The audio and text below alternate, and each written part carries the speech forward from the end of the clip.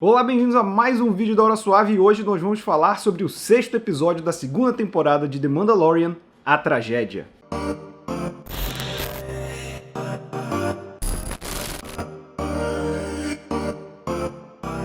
Como a gente acompanhou no final do episódio passado, o Mandaloriano e o Grogu estão indo até o planeta de Tython para tentar localizar algum Jedi, só que a gente sabe que ele está sendo rastreado aí pelo Moff Gideon, então o nome A Tragédia já deixou a gente com a pulga atrás da orelha. Mas falando das referências desse episódio, ele é dirigido pelo Robert Rodrigues, né, que tem aí os filmes Pequenos Espiões, aquele...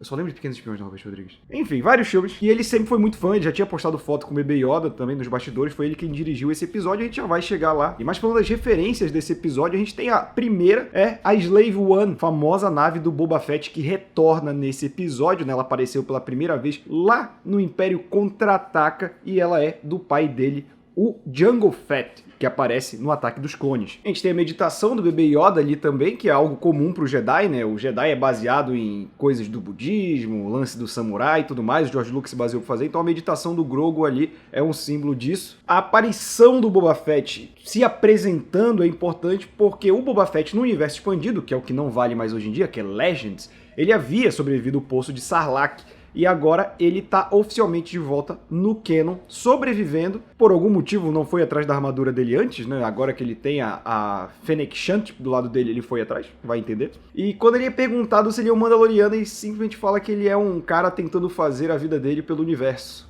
I'm a simple man making his way through the galaxy, like my father before me. Que é a frase que o Jango Fett usa quando se apresenta ao Obi-Wan Kenobi. I'm just a simple man trying to make my way in the universe. E ele fala como meu pai antes de mim, que também é outra frase conhecida no universo Star Wars, que é quando o Luke desafia o Imperador dizendo que não vai pro lado negro porque ele é um Jedi. I am a Jedi, like my father before me.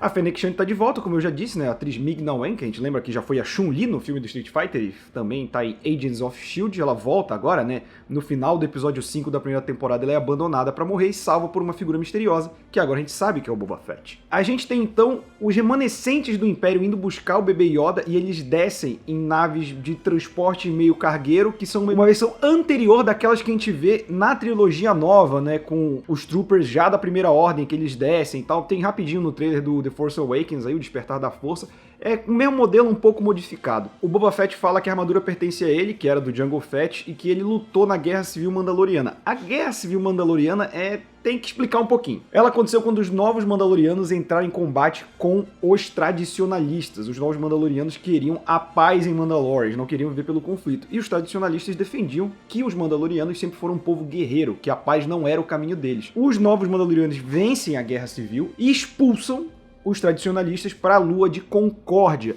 Nessa Lua de Concórdia, eles criaram um movimento separatista que ficou conhecido como a Dark Watch, que é a que a Bo-Katan fala que o Din Djarin, né, o Mandaloriano, é parte, né, ele foi criado meio que nessa. Porque o Mandaloriano, assim, ele é um foundling, ele foi achado, ele não é de Mandalore. Então ele não conhece muito da própria cultura mandaloriana, ele vive com base naquilo que disseram para ele. Então pode ver que tem todo o lance do Jedi com o Mandaloriano, que ele sabe muito por alto, ou as tradições, o lance do Jango Fett, da Guerra Civil, das famílias, né? E nessa Guerra Civil foi quando a Satine Kryze vira a líder de Mandalore. Ela que foi o grande amor do Obi-Wan Kenobi, né? Já que ele lutou na Guerra Civil Mandaloriana, quando ele ainda era um Padawan ao lado do Qui-Gon Jinn, e depois ele volta, né, a gente vê aí no desenho Clone Wars, a defender ela dos ataques dos separatistas. A gente também tem a primeira aparição dos Dark Troopers. Os Dark Troopers são um pouquinho difíceis de explicar também, porque oficialmente eles não existem como no universo expandido. É importante dizer, antes da Disney comprar o Star Wars, o universo expandido era muito vasto. Quando ela comprou, tudo passou a ser Legends, ou seja, não vale mais para a cronologia atual, e aí só o que ela lança é canônico. Então o que a gente tem dos Dark Troopers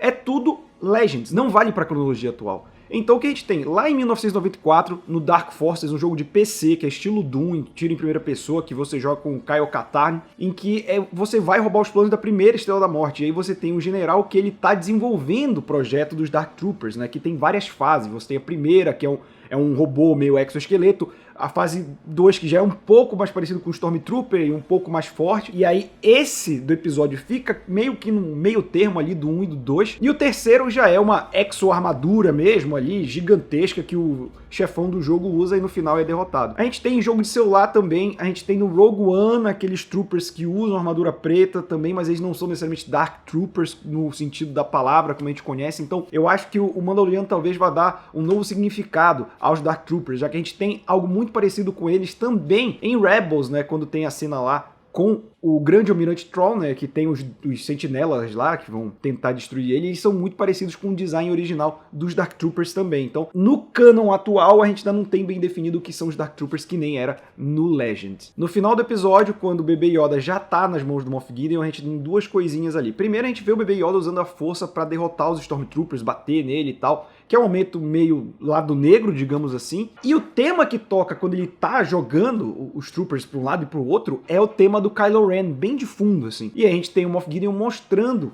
o sabre negro, que assim como no desenho, que a gente já tinha visto em Rebels, em Clone Wars, ele é do formato de uma katana, porque ele pertenceu ao Mandaloriano lá atrás ainda, como ainda tinha o lance da Ordem Sith, Ordem Jedi, enfim, há muito tempo ele vai passando de mão e ele pertence a Bo-Katan, que é a líder atual, e ela quer esse sabre de volta. Vamos ver como o Moff Gideon vai lidar, já que ele sabe que o bebê Yoda tem treinamento com o sabre, porque ele foi treinado na arte Jedi. E aí a gente termina o episódio com o Boba Fett indo atrás do Migs Mayfield, que é o cara que ele colocou na prisão porque ele quer fazer um assalto. Então, se a gente seguir a toada da primeira temporada, os próximos 2 episódios vão ser meio que uma continuação do outro, e a gente vai ter aí a tentativa de tirar o bebê Yoda de um cruzador imperial leve, que é a nave do Moff Gideon, que é a primeira vez que aparece em live action, nunca tinha aparecido antes, só nos desenhos, é um cruzador leve. Lembrando que se você encontrou mais alguma referência que a gente não colocou aqui, coloca aqui embaixo, que a gente discute aí também, se você quer saber mais alguma coisa. Não se esquece que a gente tá toda semana aqui analisando Mandaloriano e tem muitos outros vídeos. Então é isso, e até a próxima.